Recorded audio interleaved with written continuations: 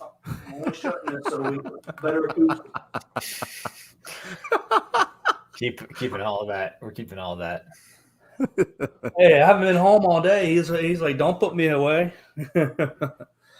Oh, welcome in. Woo! The Believe in Monsters podcast right here on the Believe Network. Chris Krogman, Lucas Berry, and Joe Gaither back for another week to talk about the Chicago Bears, the monsters of the Midway. Woohoo! It's Victory Tuesday. Are we celebrating preseason wins? Are we celebrating scrimmage wins against third stringers? Our third stringers, Yes. the Chiefs' third stringers, and it's always good to win on the Believe in Monsters podcast. We will get into the preseason game and get into a little off-season drama. Continues with the Row Queen. We will see what happens with that, and we're looking a little bit ahead to Thursday night's game against the Seattle Seahawks. So before we get all into it, let's jump in and find out how the fellas are doing. Chris Krogman, how's life been treating you? Life is good, Joseph. My children started school today. It was so quiet in my house. I thought something was wrong. Went upstairs. Wife's chilling. There's no kids to be seen. It's quiet. Was able to make calls all day without interruption. It was very odd, but it was beautiful. So life is solid. We're 135% to quota right now. There you go. I need you in my sales team. Well, that's pacing. We probably won't hit that, but we're over halfway through the month, so we're feeling good. Lucas Berry, how are you, my friend? I am fantastic. You know, we had our first week of Bears football, even though it was just preseason. We got a little taste of it, last weekend, so that was great. It sounds like we all had a pretty solid golf week, which is awesome. Joe Gaither, you set a new milestone. I set a new milestone myself. I shot a personal best on Sunday, and I also eagled my first hole ever. So that was pretty sweet. Yeah. How you doing, Joe? Oh, having a great day so far. Yeah, I cleared 100 for the first time, so true amateur fashion. But got that 99. I was about 30 feet away on an 18, and I knew, three would have put me at 100 even. And I thought, okay, you got to get this bad boy close, and put it to about 2 feet, and just started laughing my ass off, and tapped it in, and called my parents because they bought me some new irons as a birthday gift, and I gave them massive credit. So getting ready to get back out there, you break 100, you got to go do it again. Prove it's not a fluke. So I'm having a great day. It was all really enjoyable to watch the Bears scrimmage on Saturday.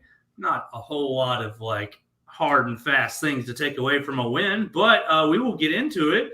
The Bears, first stringers played 20 or so plays on offense and right around the same mark on defense, beating the Kansas City Chiefs 19-14. I will say the Bears have themselves a little backup quarterback. They've got themselves a safety. They've got themselves, looks like a left tackle. There's some positives to take away. They've got themselves an offensive coordinator.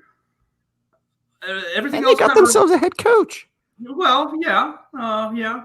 So I'm pretty encouraged with where the Chicago Bears are outside of the drama off the field. I'm pretty encouraged with where we are.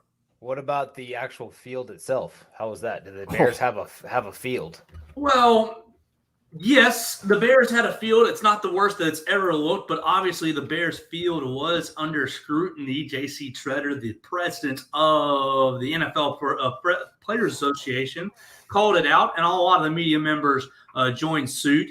But, the three of us, we've been watching the Bears forever, and the field has been dog crap forever. It's been a cow pasture. And, we talked a couple weeks ago about Lori Lightfoot and her, let's throw a dome on Soldier Field. That'll keep the Bears. Lady, just pick up the phone and call the Chicago Park Authority, the Chicago Park District, and get them to maintain the field a little better before we go out and borrow $1 billion plus to put a fake dome on the stadium.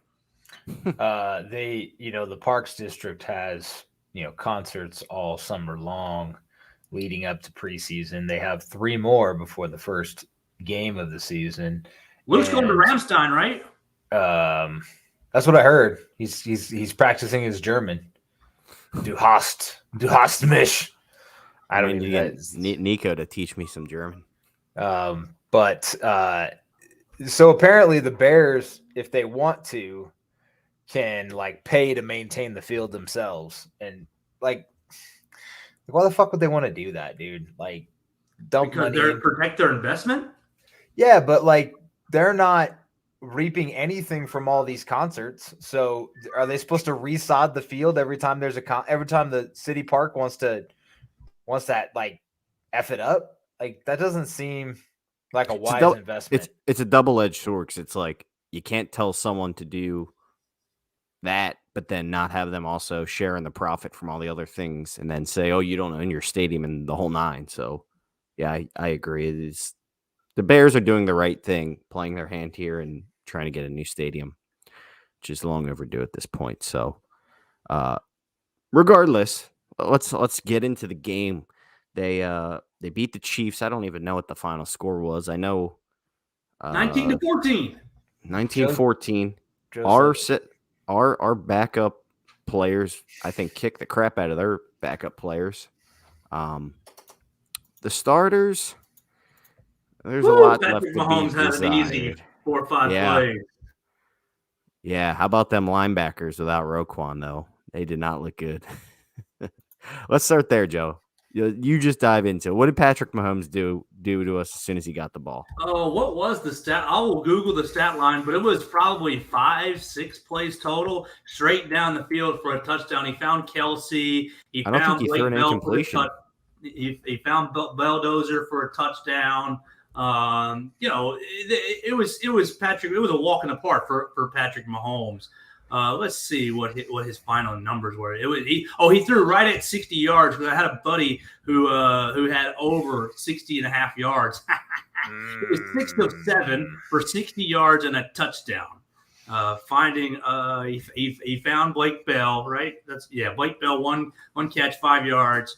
He found Travis Kelsey, 1 catch, 20 yards. Really murdered the guys over the middle. We need ourselves a Roquan Smith. So, what's who's the agent, non-agent who's in his ear? But basically, Roquan's got to get himself some better advice. He's got to get him some objectivity in his camp here. Saint something like that.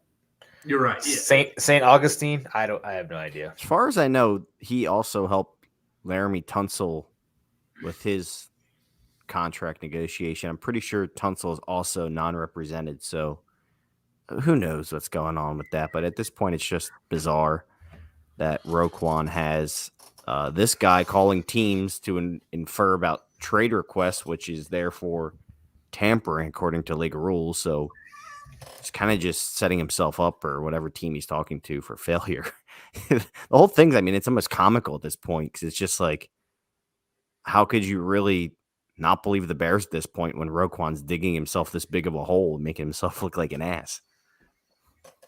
I told y'all, dude. He is getting advice from a Bella Danger. He's getting some bad advice from somewhere, but I don't know, Chris. What did you make of this game? The defense specifically. We'll start with the negatives first, then we'll get into some positives. That way we can. I didn't get a chance to see the game. I took the kids for one more water park adventure during the game. Tried to record it. Good father. Good father. That didn't work out so good. So I had a great time, Chris. Thank you. You're welcome, Joseph. Just remember me when when I'm on my when I need somewhere to stay. After retirement and I don't have a home that I can come stay with you. But I heard mixed reviews. As far as starters go, they kind of got torched, like you guys said. Brisker, I've heard good things about. He was pretty awesome. much it. Kyler Gordon didn't play, correct? And correct. Did Jalen put hardly any of the other starters even played, like Quinn or? Yeah, Quinn wasn't out there. He had Travis Gibson out there. Lamar Jackson was starting at outside corner for the Bears. He got The running picked on back? I mean, no, the quarterback? cornerback. Cornerback. The Oh, my bad. cornerback. My bad. So he's running with the one, so that's surprising. So let's I mean, honestly, let's just dive in there. This Kyler Gordon situation is weird, but we haven't heard basically anything about Thomas Graham or you know Tavin Young, who a lot of Bears fans are really hyped up about. It sounds like Kyler Gordon might play in the slot more than we think. He might start there. So who is the Bears' second outside corner at this point? And are we worried about it at all? I kind of was under the assumption like, oh, we have Jalen on one side, Kyler on the other, and Thomas Graham in the slot or Tavin Young in the slot, but not the case. It honestly slightly worries me a little bit that we might see a guy like Vildor or Jackson starting a corner outside. What do you guys think? I mean, how I've just heard they've moved Kyler around. I mean, how, have they come out and said Kyler's the starting cornerback or nickel cornerback, or are we just making assumptions based off of a couple practices? They haven't said it. I mean, even then, if they could probably interchange him and Vildor and Jackson inside and outside. But regardless, I think one of those guys starting at cornerback is a cause for concern to me, at least. But yeah, I'm not entirely sure where they're gonna. I guess we'll see on Thursday where they quote unquote start Kyler Gordon. Well, they must see something in Jackson during practices, and I thought I've heard some pretty good camp reports about the kid or the guy. I don't even know how old he is. Everybody's a kid to me, but yeah, it's a little concerning that Thomas Graham is not kind of showing up, and Tavin Young has been hurt, correct, for most of camp. They both have. I don't think either of them has really practiced much at all. And not a whole lot to go off of then. I don't want to make any, lineup predictions without having guys fully healthy, or at least have a good idea of who's been healthy in this lineup, or in this lineup of cornerbacks. Yeah, I guess we'll have to see what happens on Thursday here. But some other positives. I mean, Joe, you hit on it. Jaquan Brisker looks like he is going to be a bona fide stud from day one. The dude, I can see why the Bears loved him in the draft. To me, just watching him play, you could see he embodies hits to a T. Everything Eberflus wants. The dude he flies to the ball every time. He wants to get dirty and run support. He'll stick his head in there. He almost had a pick. He had a nice pass breakup. He's just looking to cause chaos back there. Pass rush, quarterback hurry. Yeah, they put him on the edge, line him up on the edge. He shed a blocker, and there was a drive where I think the Chiefs twos were in, but he basically made every play on the drive. I mean, he had a monster hit, a pass breakup, a tackle in the backfield. Like, he did it all. So really, really excited to see what he brings to the table. Excited to watch Kyler Gordon in action on Thursday. And the other positive from this game was our third string linebacker, Jack Sanborn. That was one of our guys. Remember, UDF Phillies were all like, "Oh yeah, Jack Sanborn, woo!" Wisconsin boy about him. Animal. I feel like you were pretty anti Big Ten linebacker there, Joe Gaither. I know. I'm owning that. Well, ironically enough, our big thing. I remember we had one of our FCS friends on here, and he was telling us, he was going through all the prospects, and we got the Sanborn, and he was like, fantastic run stuffer, and he just has trouble in pass coverage. Of course, he gets the Bears' first turnover of the day, an interception. He actually played really well in pass coverage, and he was another guy. He embodies the hits philosophy. The dude just flies around, smashes heads, and wants to make plays happen. So, out of all this, a less athletic Brian Urlacher, and I thought that was really, really stretching. Luke, what's your take on that opinion? Yeah, let's see what happens here in the next few weeks. I don't want to go there, but I was happy when we signed him as a UDFA, and hey, like I said, the linebacker core kind of got picked apart without Roquan. So give the kid a shot, which is to my next point. Matt Eberflus really seems like he is letting people earn positions on this team, and just making adjustments from week to week, even in the preseason, is just something we haven't even seen from Matt Nagy. Like, we got Jack Sanborn running with the twos. He moved Jenkins to right guard this week. Now he's getting reps at the one after Schofield didn't look great out there. Just, it's so refreshing to see a coach actually make these kind of adjustments and give these guys a chance. Because how many times do we say, give this guy a chance because we suck otherwise? Like Thomas Graham last year was just like, let him play, see what happens. And he freaking balled out the past few weeks. So I don't know. What do you make of that, Chris? I know you didn't watch the game, but does that make you more confident in kind of Eberflus's message and how he's treating this? Yeah, and I think we've seen it since the preseason with like shuffling, or since like rookie camp with shuffling guys around on the offensive line until they find the right mixture of people.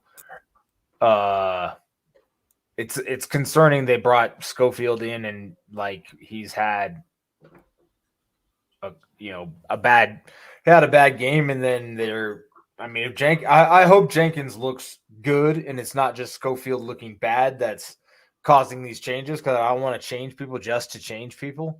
I want to find the right combination, but like we kind of talked about last week or a couple of weeks ago, finding an offensive line, a cohesive offensive line, I think is more important than just keeping a fucking musical chairs all year round. I don't want to do that shit. So that's encouraging, though, that Jenkins looks good at right guard enough to move himself from the third all the way to the ones in a few weeks. And we'll see if today was just an anomaly and they're just playing around again with the offensive line, or if that was actually warranted.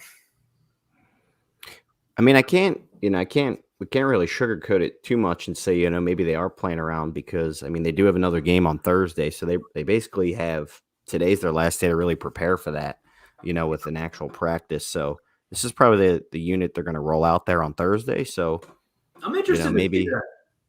Yeah. Well, Joe, I was going to say, before we hop into the next game, I mean, let's go to the offensive side of the ball. What did you take away from the offense, and specifically the first team offense?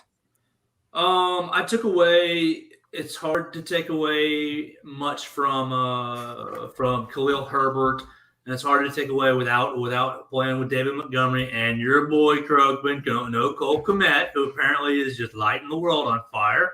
So not playing with either of those guys. Hard to do any hard and fast takeaways. I thought, Fields had two really nice throws, two really nice plays. That one downfield to Mooney, one backed up out off the right sideline that ended up to Tajay Sharp. Tajay Sharp. Yeah.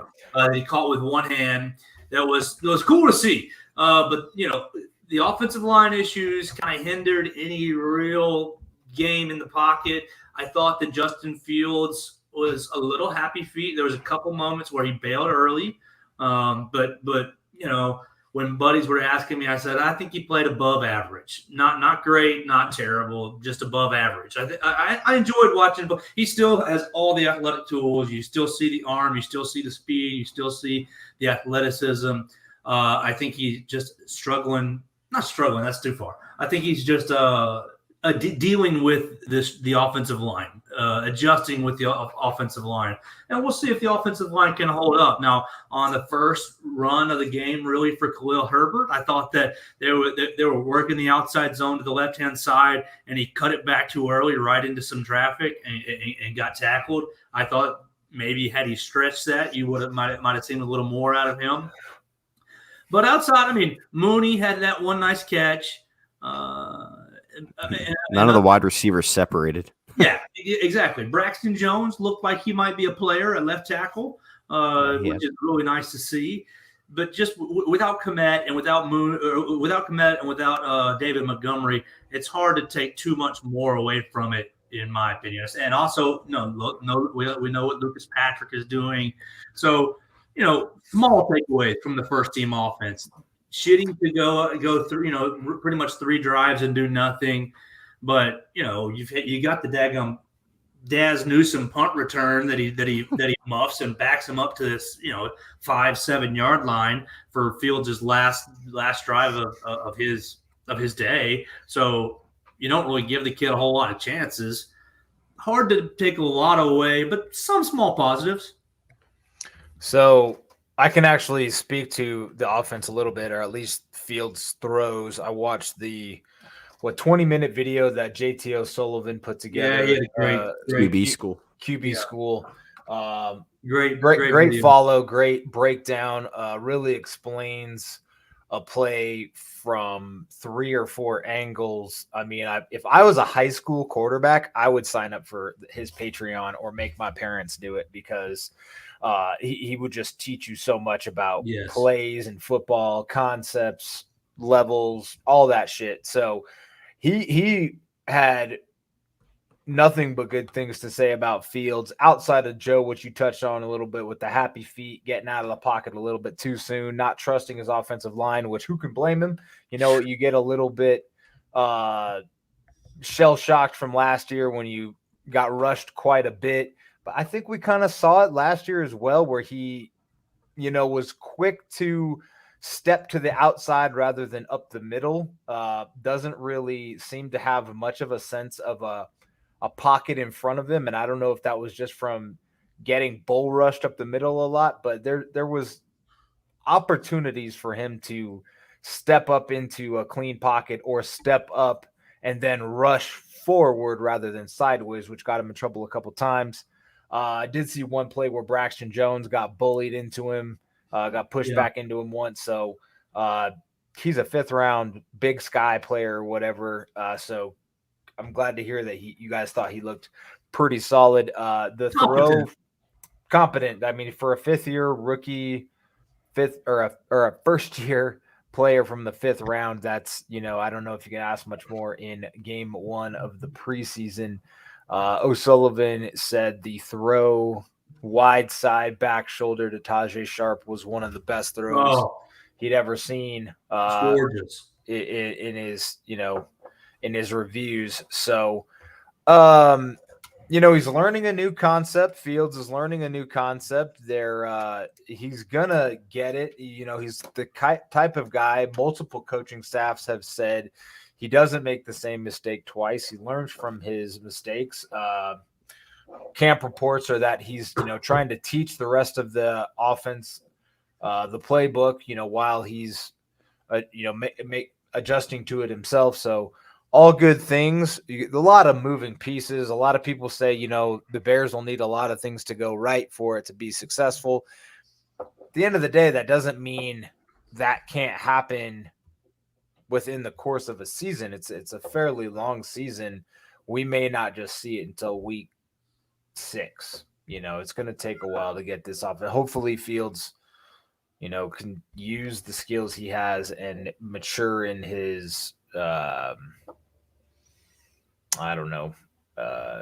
reading of the defense. It's not really reading the defense because he's getting to his checkdowns and things like that. It's just having a sense of what he can do within the pocket without having to, get crazy and outrun somebody to the outside, because he can't do that shit, forever. That's my offensive take. I didn't see shit for the running game. It didn't seem like there was one. Yep. Oh, that's more the backups. No. Well, I was gonna say, I know, Joe, you said maybe he had some happy feet back there. I maybe this is just a positive spin on it, but overall, I look at Fields' body of work, and I think I see a lot of growth this year compared to what we put out there last year.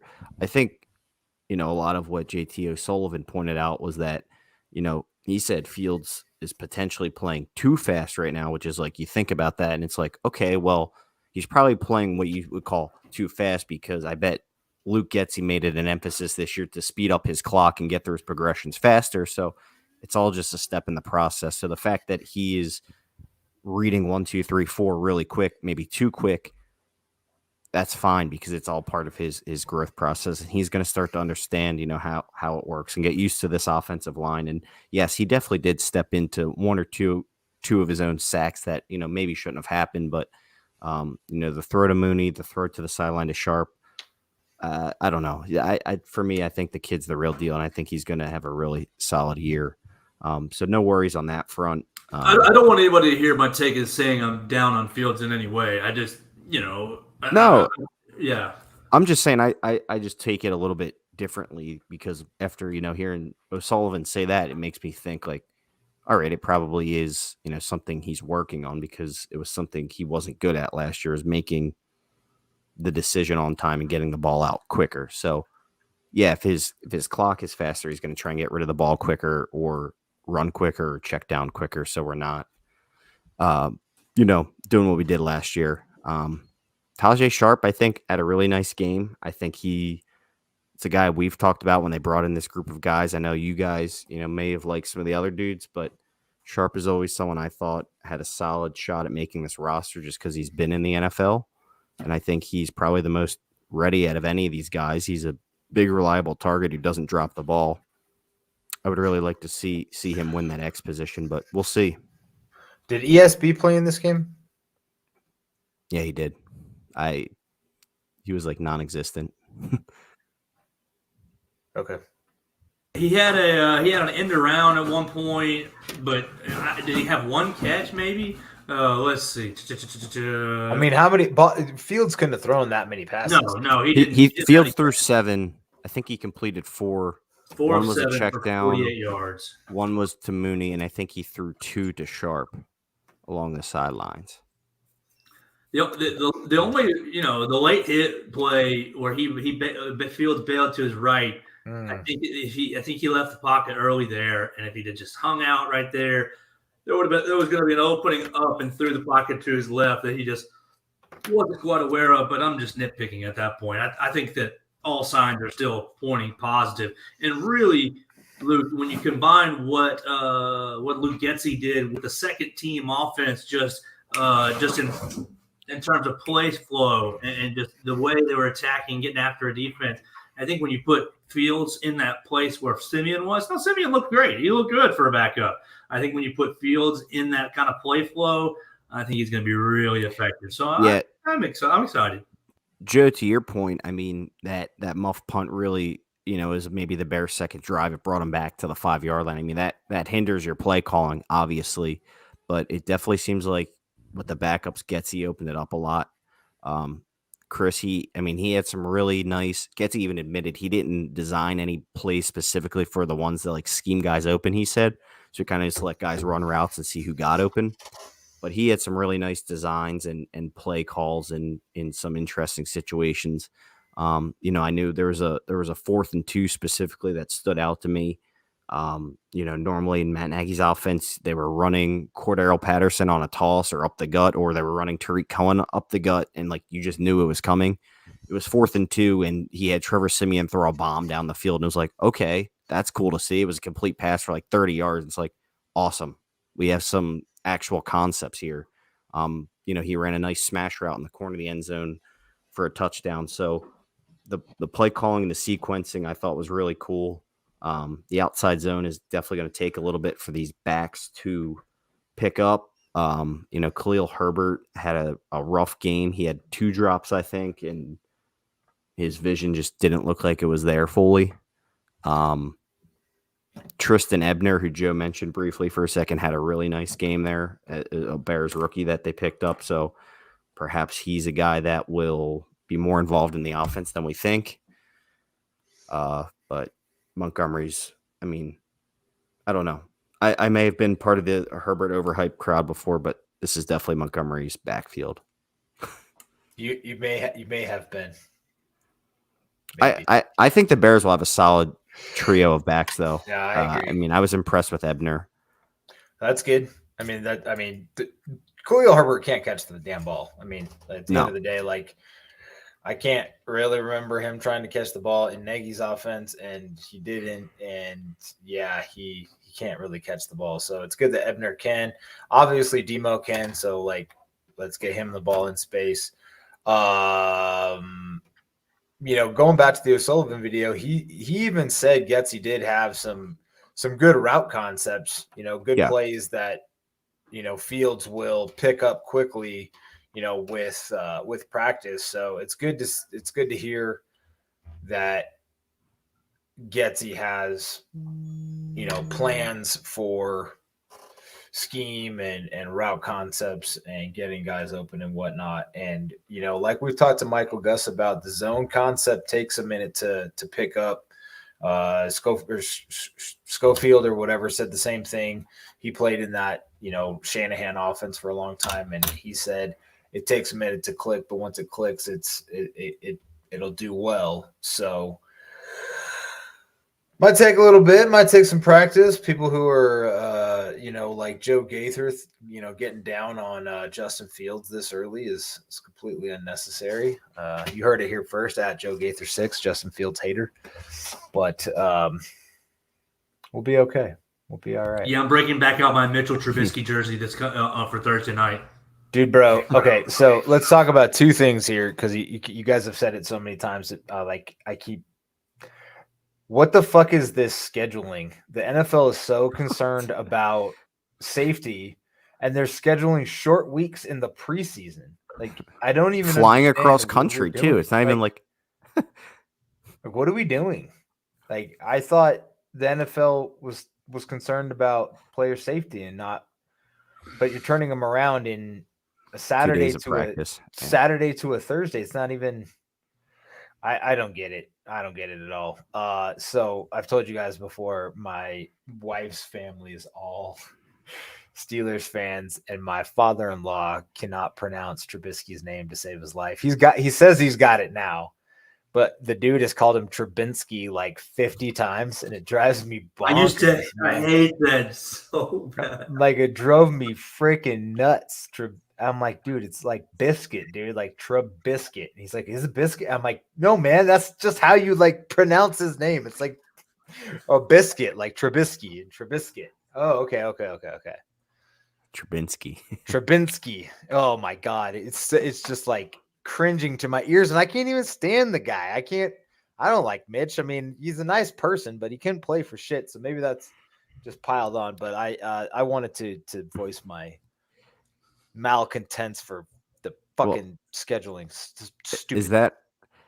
Let me ask you this: what's worse, Trubinsky or the people who add S to names that don't have it, like Alshon Jeffries? That drove me nuts too when people would say, "Oh, Alshon Jeffries." Sometimes there's an S on the end that shouldn't be there. That's always fun because then you have like Chase. Is it? So now I'm gonna mess it up. Is it Chase Daniel or is it Daniels? It's Daniel, right? Yeah, it's Daniel. People do the same thing for him. And then the people who do it the backwards way, and take the S off, and you're like, nah, man. There's an S at the end of that. I mean, we can't get right in Chicago. Well, in the Midwest people, they're dealing with Native American cities in Wisconsin and Minnesota, and you got the capital of Iowa is Des Moines, but it's spelled Des Moines. Like those people, Jeffries, man. Des Moines people, get it right. It's Des Moines. Like they don't pronounce either S, and you're good. Yeah, Des Moines. Des Moines, Iowa. Anyway, beside the point. So yeah, Trubinsky, I love the guy. I don't know who Mitch Trubisky is, but this Minch Trubinsky, he's great. Mitch Trubinsky. What about Dante Pettis? Can I give him 2 seconds of love? I know that you're a big Tajay Sharp guy, and I know Pettis was in the game with the threes. So like you're obviously down the depth chart, and you're playing against the bums. Like, all right, I know that. But he had some nice blocking and got the ball on the 4th and 2. Got himself open. He had a decent little game. Dude, those back to my thing about, I know it's very early, but back to my thing about, Eberflus potentially being a really good coach. I mean, they played hard. There was a lot of heart out there for them 2s and 3s, Chris. They were flying around, dude. They looked happy to be out there. They looked like they were competing. Wide receivers were blocking dudes downfield. Like it was like nothing I've ever seen from a Bears team in the past few years. They had a lot of heart. So the way the NFL Network, like, they replay games like nonstop, right? So middle of the night. but not the Bears. not the Bears. You'll see 49ers and whoever Packers 6 or 7 times before you'll see the second play of the Bears and whoever the hell would the Chiefs game. Like it's ridiculous. So I if I catch it, I catch it. If I don't, whatever. But that's good to hear. Joe, to your point, man, my take on that kind of stuff has always been dominate your level. If you're playing with the 2s and 3s and you're dominant, that there's nothing more you can do. Like that's what Sanborn did apparently. That's what Jenkins is doing in practice. So Jenkins did it in the game too. That was another thing that Jenkins played basically all of the 2s and 3s. He played for like 3 quarters straight, and he started off slow. He gave up like a quick pressure on the QB, but after that he really settled in, had a nice game, and I think that's definitely why they promoted him. He played the third most snaps on offense at 30. Him and Larry Borum both had really good games. Yeah. Well, I mean, look, Riley Reef and Michael Schofield, they're good vet additions, but they wouldn't be, July additions to a Vegas over under 6.5 win team. I specifically said Vegas said that. I know your disdain for Justin Fields is in your head right now, but Vegas says they're only going to win 6 games. So to add those guys in, look, they're nice pieces potentially, but they're nothing special. And maybe Jenkins and Borum are. So you want those guys to win, but I think it was Ill Will on Twitter that said earlier today, I want these guys to legit win these jobs. And I feel the same way. If they're handed the jobs and they do well with experience, then it gets you to point A, point B, maybe taking 3 or 4 detours. But if they actually legit win these jobs and they're legitimate starters, then, having an all young except for Cody Whitehair offensive line is awesome for the future of this football team. 100%. Yeah, Jenkins, like I said, he had a really nice game. I mean, we've talked about this for a while. I know I've brought it up before, but we've been saying, Jenkins' best fit might be at guard, and I'm excited to see what he can do there. I mean, I definitely saw he did struggle on the outside, right, Joe, with some of those pass rushers outside. I don't know. I think kicking him inside will be best for him and the Bears. I think he's going to dominate in there. And, we talked about it, 2 episodes ago. We kind of shit on the dude, but I hope whatever they went through is all in the past now and buried shit, and maybe it fired Tevin up and the Bears up, and it's go time. Hopefully he's a Bear for a long time and dominant. Yeah, it would be good for everybody, But people also on Twitter kind of annoy me because they're like, oh, a few weeks ago Bears fans were quitting on the guy. Well, no, a lot of us said if this is true, it's speculation. If this is true, then yeah, get him out of here. But honestly, nobody knows. So I can leave it at that. I think the guys handled it extremely well. Also, I think he the only thing I've seen from him on Twitter was don't believe everything you read. And then in his press conference, he took responsibility for all of it. It's on me to compete and to do well and to play my position. So, and then he's also said, I'll play wherever they want me to. It doesn't matter if it's tackle or guard or water boy, whatever.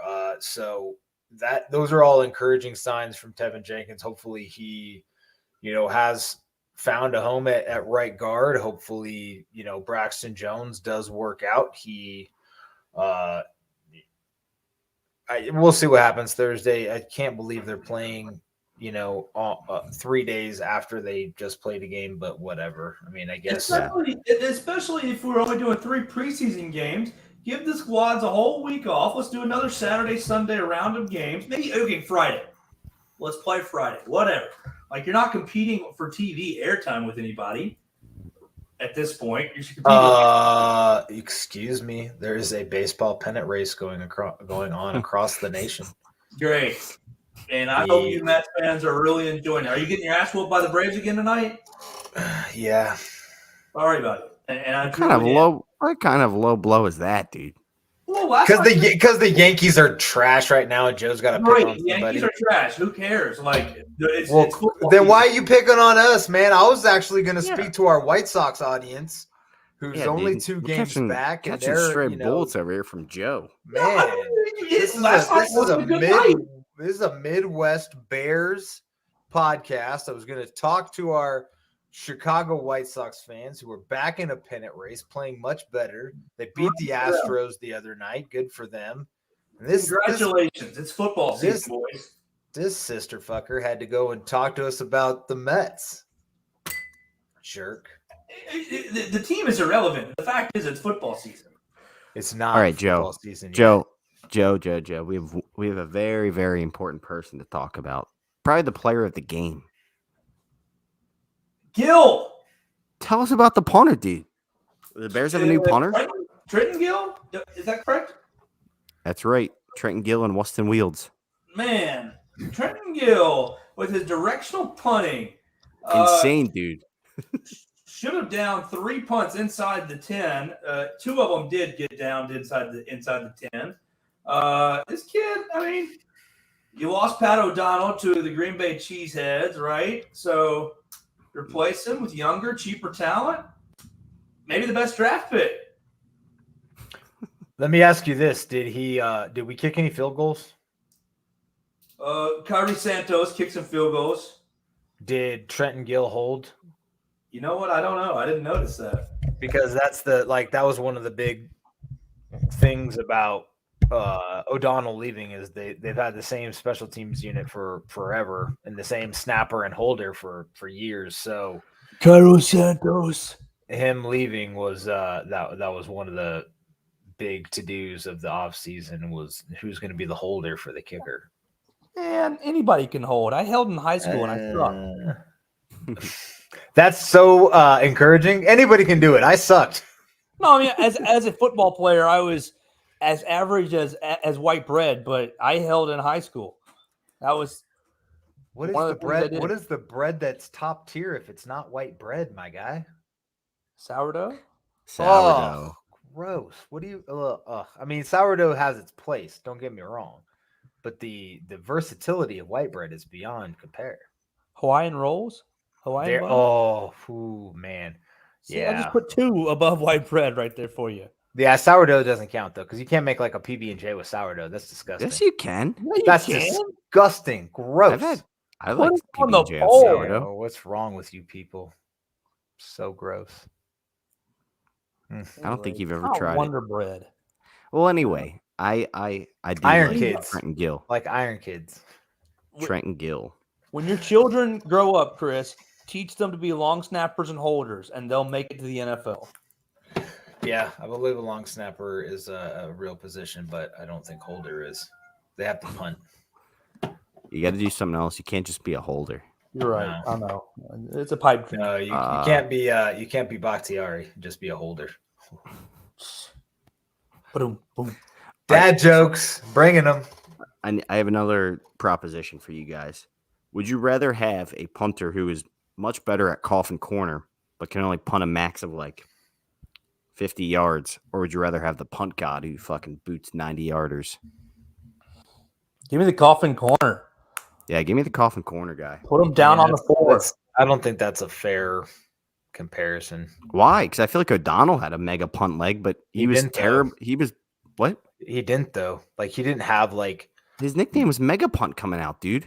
Yeah, but it didn't stick, dude. He didn't stick that way in the NFL. Like And he wasn't- fucking probably had a 48-yard net average his entire career at best. He wasn't very good at coffin corner either. And he I was feel terrible at kicking inside the 10. That's what I mean. But like on the flip side, you know, like if your coffin corner guy can kick, you know, max of 50 yards or whatever, that's fucking terrible. What's your percentage of when, you know, 90-yard man can get it inside the 10 and from where, you know, midfield or I don't know. The opposing team's 40.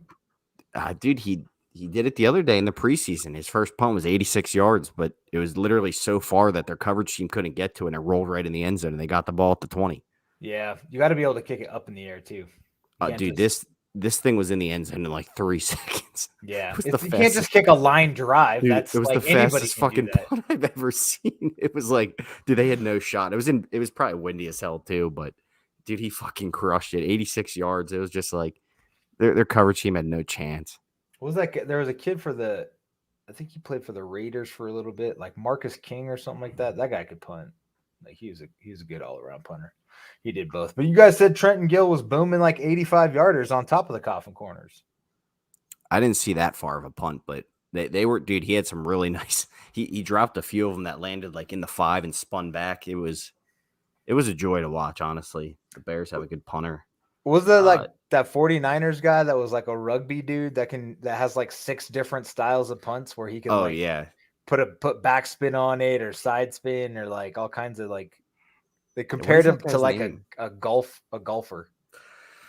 I can't remember, but I think that's awesome. If Gill is a good punter, that's a weapon. That's a weapon for the defense to Absolutely. drop him inside the 10 and let the defense go to work.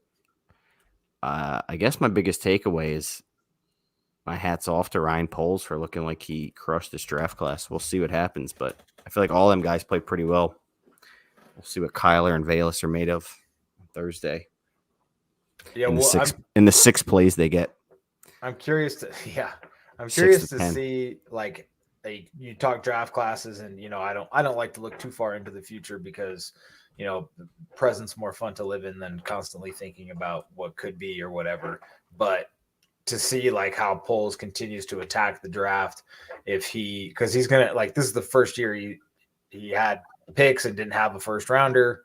And used both of his second rounders when we all thought he was going to trade at least one of them, but then ended up making 5 day 2 and day 3 trades. So I'm curious to see how he utilizes the talent he has, or the talent he has and acquires, and the picks he has, the assets he has is what I was looking for going forward. So yeah, it does look like he's got multiple potential starters out of this class. So thinking back to like April, your concern level was probably, would you say, Lucas, like a 7 or 8 on the offensive line? Where do you think you're at now? 6 or 7. This fucking guy. It's still not great, man. We'll see. We'll see when they're fully healthy. I mean, Doug Kramer is probably out for the season. So it looks like Mustafer will be our starting center for now. Awesome. Didn't they bring somebody in today? Sam Butler. Yeah, they signed someone. Was he a center? I don't even know. I've never even heard of the guy, but yeah, I think Mustafer will be your day 1 starter. Yeah, I don't know. They definitely still have some issues up front, but we'll see. We'll see what it looks like with Jenkins and Bourne out there, and we just got to hope for the best for Braxton Jones' development. I'm still fairly concerned, though, to be fair. What about you, Joe? Am I concerned about Braxton Jones? No. Just the O-line in general. Chris asked what your concern level was. I said between 6 and 7, so. Yeah, I think that's about right.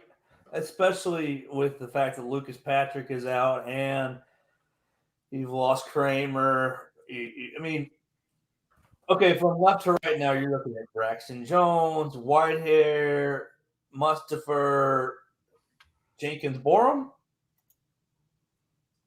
Yeah, for now.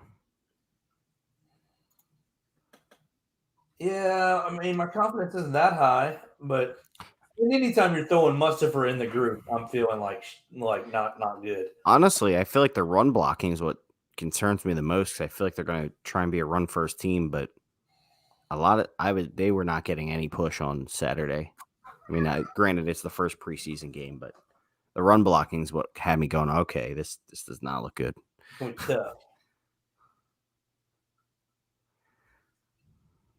Yeah, I can't find it. The guy had a name I've never seen before. Yeah, it's kind of a bummer. I mean, we got a game on Thursday, but these guys might only play literally one series. So obviously, we want them to stay healthy, but they also need the reps, and kind of just feels like the NFL is throwing a wrench in those plans. Now, is the third preseason game like the third preseason game in previous years where they play like a whole half, or I guess how it's does up to that the work coaching now? staff. It's gonna be up to the coaching What staff did playing what the did teams Browns in do? the game, right? What did teams do last year? I don't even Browns on remember. the 27th.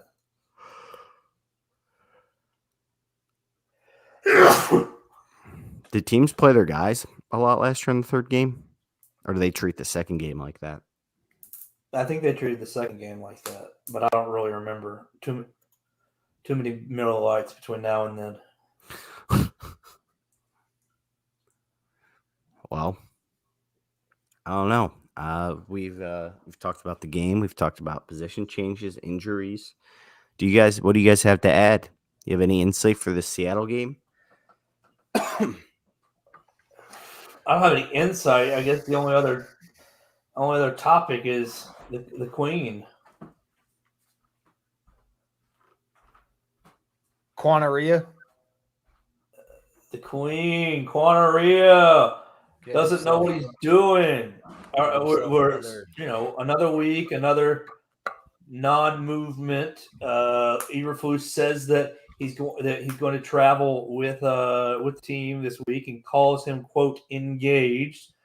But it sounds like he has upped his request and made it face to face to Ryan Poles. Which Where I did don't you really see know. that? There was apparently Albright tweeted that. Yeah, but I don't really know that that's that big a deal. So let me ask you this: if you're a player and you're representing yourself and you want to trade, who the fuck else are you gonna ask? I guess you might ask a lower level person in the scouting department. Hey man, tell No. Poles to trade me. Dude, that's some bitch shit. Like Well, you want to fucking what you want to do you know? you want to represent yourself and tell him your contract is no good, but then you want to fucking like tell his like secretary that you want to trade. Hey, would you mind telling Ryan that I want to Chicago? Fuck out of here, dude. Go tell Soup with that shit. What the fuck? Not happy. Not that he's such a bitch, dude. Like I honestly don't care if he gets traded at this point. I don't either at this point. Do you think he'll get signed? Do you think he will sign? With the Bears, do I think he'll sign with the Bears? Yeah. No, not now. Not after two public trade requests. Because now, Well, go ahead. Well, I was going to say in Rapp's tweet, he said traded or a new contract, as if a What new did he say? I contract didn't was say still. that. I thought it said he just asked for a trade and that he would travel with the team. That's the only thing I read. But like somebody was saying, like these guys are just using. The players guy seems to be Rappaport and the team guy seems to be Schefter. So let's wait for Schefter to come out tomorrow. And Says Bears coach Matt Eberflus said linebacker Roquan Smith, who is still seeking a new contract and has asked to be traded, will travel to Seattle for their preseason game. So I don't know. The way he makes it sounds like he could still sign a new contract. I don't think I think he's just using it to play the Bears' hand. I don't think he's necessarily saying, get me out of Chicago. If they give him the money, I think he'll sign. I think ultimately they will find a deal somewhere in the middle ground. But we'll see. yes. Oh, wait. No, where'd it go? There was another tweet about this that.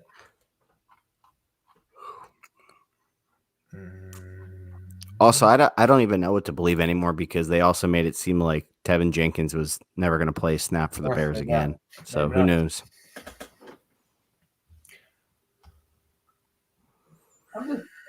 They obviously need him. Let's be real. We obviously need him. But I don't think he's getting good advice at all. And he's shown his maturity level off the field is low. I'm over the dude at the moment. I don't know. Maybe I'm being immature. Maybe I'm being immature off the field.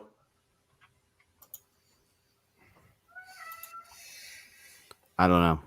All I know is if whatever happens, the Bears just need to get a good. They can't let him walk for nothing, and they have basically all. They have all the power in the situation. I mean, they can tag him next year, so if they really wanted, they could just make him sit out for 2 years and lose $40,000. I haven't seen anything that they started fining him, so if they really wanted to, they could really throw him in the fire. That's going to hurt his porn star money spending if he's doing that. Hurt Isabella Danger budget. Yeah, I mean, I don't think the Bears were Super Bowl bound this year anyway, so it's What? It's the onus is on them to figure it out. And Chris called me the Justin Fields hater. Super Bowl, Super Bears, Super Bowl. Speaking of controversy, I heard something on the radio this morning, and I want to get your guys' take. Oh. Does a drinking straw have one hole or two? One.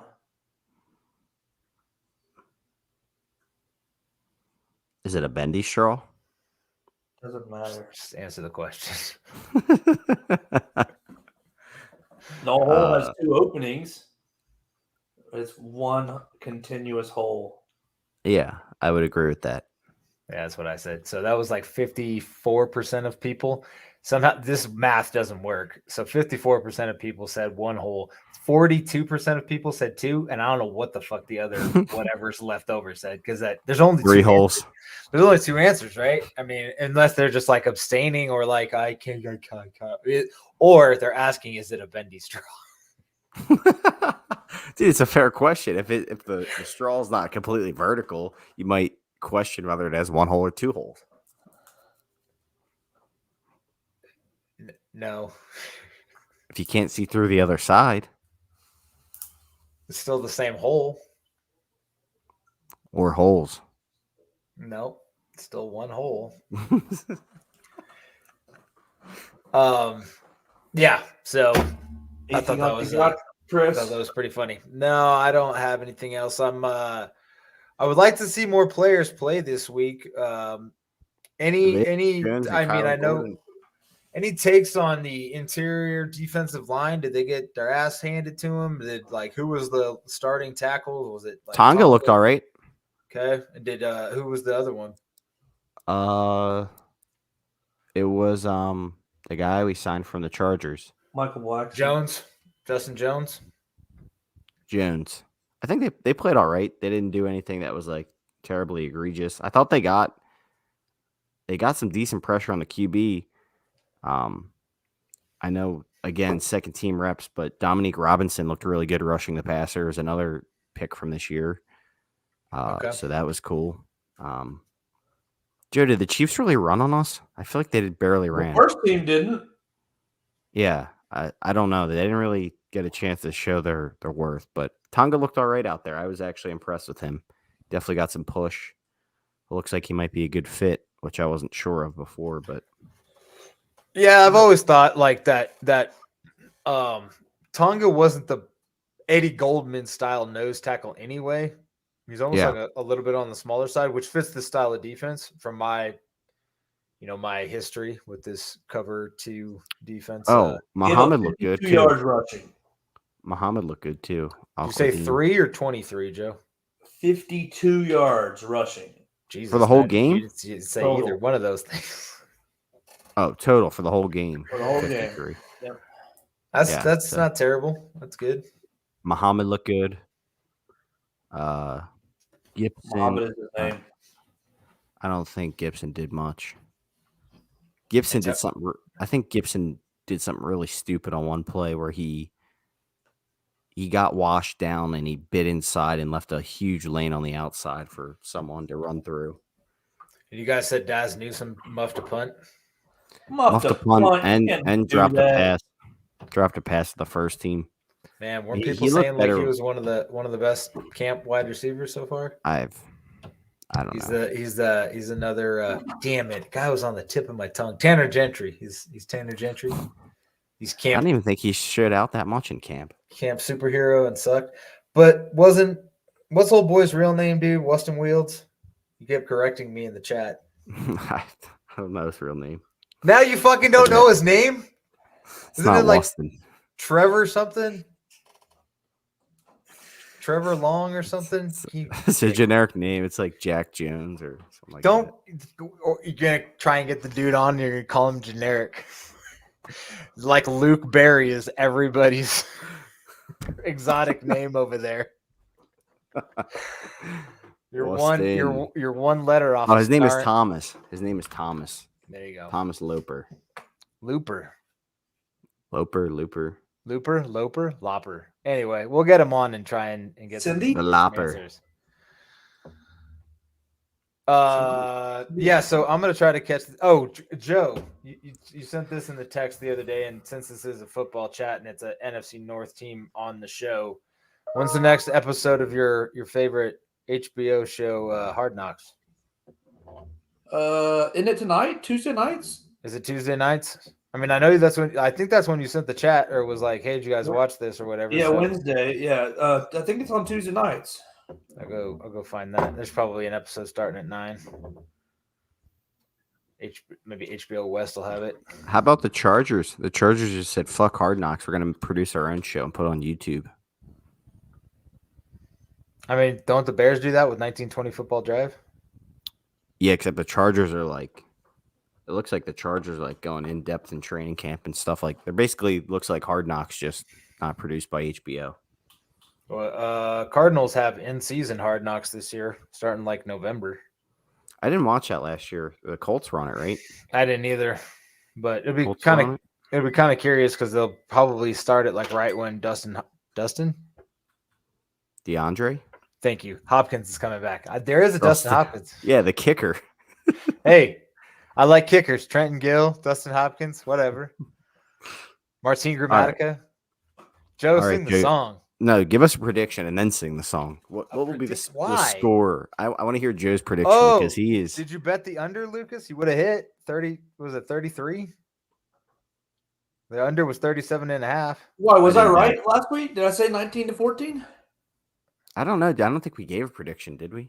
We didn't do like official predictions, but we were fucking around when you said the under was 37.5, and Joe was like, "Oh, it'll be like 24-11 or some shit like that." Oh, jeez. The under was when we said it was like 35.5, and then when it was announced that Mahomes was playing, it went up to like almost 40. Oh, I thought it was 37.5, and it went up a lot when Mahomes was announced, and then it might have went back down, but I feel like Colorado doesn't let me preseason NFL bet. They definitely didn't. Probably for the better.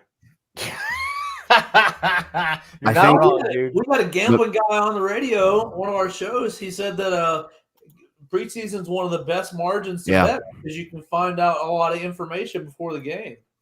Yeah, 100%. That's what they said around here as well. I think what I've noticed is a lot of the games last week, I think were unders in the first half or first quarter, and then overs when the second strings came in, which is an interesting trend. So maybe we can mess around with that and bet it this week.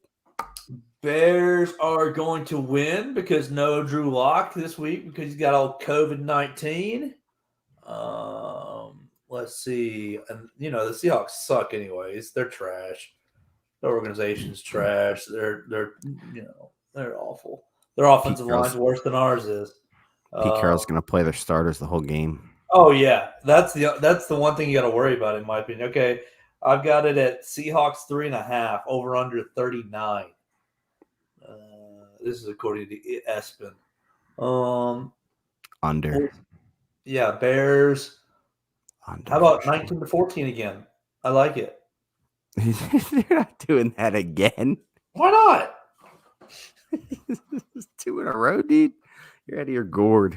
Give me 20-14 then. All right, perfect. What about you, Chris? I need your prediction. 26. 26th. to Haven't seen the 8. Bears score that many points in a long time, dude. Oh, I was talking Seahawks. I'm just kidding. All I'm right. talking Bears. Dude, the backups can score that many points. Come on, man. It's Dude, gonna be yeah, like, Trevor Siemian, man, that guy was fucking lightning, dude. I mean, he's basically He was Drew Lock's everything. he's Drew Lock's daddy, dude. He was everything Foles wanted to be last preseason. Oh man, I'm gonna say Bears 18, Seahawks 13. 3 Bears wins. Woohoo! We're gonna play Right. harder. We're gonna be coached better than they are. Yeah, sing the song. Bear down, Chicago Bears. Make every play clear the way to victory. Bear down, Chicago Bears. Put up a fight with the might so fearlessly. We'll never forget the way you thrilled the nation with your T formation. Bear down, Chicago Bears. And don't forget why you're wearing the crown. You're the pride and joy of Illinois, Chicago Bears. Bear Bear down. down.